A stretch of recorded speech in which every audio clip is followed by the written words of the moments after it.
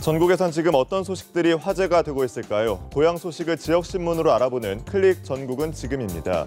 먼저 강원일보입니다.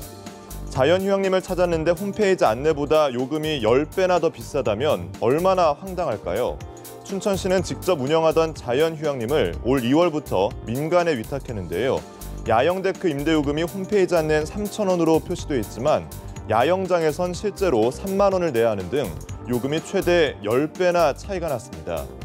이용료가 10배나 오른 데다 홈페이지 개편도 제때 이루어지지 않아서 이용객들에게 혼란을 준 겁니다. 실제 정부나 지자체 휴양림은 그만큼 국민의 세금으로 부족분을 충당해 운영했기 때문인데요. 한 시민은 요금을 10배나 올린다는 것은 재정 부담을 시민에게 전가하는 것과 같다며 시를 비난하기도 했습니다.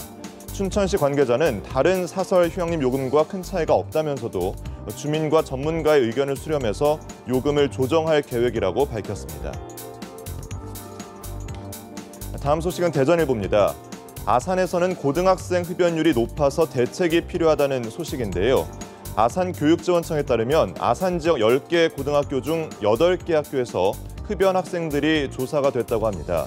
특히 한 고등학교의 경우는 흡연율이 20%에 육박하기도 했습니다.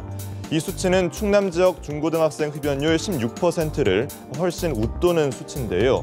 한 전문가는 학교와 교육청, 병원, 상담기관까지 모두 협력해서 청소년 금연 프로그램을 운영하고 금연 상담사를 배치해야 한다고 지적했습니다. 청소년기의 흡연은 성인보다 의존성이 강하고 지속적이라는 연구 결과도 있는데요. 흡연의 폐해가 큰 만큼 효과적인 금연 교육이 필요해 보입니다. 마지막으로 광주일보 보겠습니다.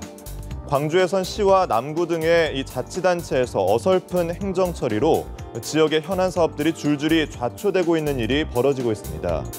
광주시 남구는 국비 100억 원이 들어가는 농촌 테마공원 조성 사업에 20여 원의 예산을 더 마련하지 못해서 사업이 틀어질 위기에 처해 있고요. 저탄소 녹색마을 조성 사업도 추진하기로 하다가 2011년에 결국 포기했습니다. 광주시도 한 지하상가를 LED 식물 재배 공장으로 부활시키려고 했지만 예산이 추가로 필요하자 2년 만에 손을 뗐습니다. 사업 타당성을 허술하게 분석한 채 시행에 들어가거나 중간에 예산을 구하지 못해 국비를 반납하고 사업까지 포기하는 경우가 많아진 겁니다. 포기하는 사업이 늘면서 주민 혼란은 물론이고 행정에 대한 신뢰도도 크게 추락하고 있는데요. 지역 현안 사업들에 대한 신중한 접근이 필요해 보입니다.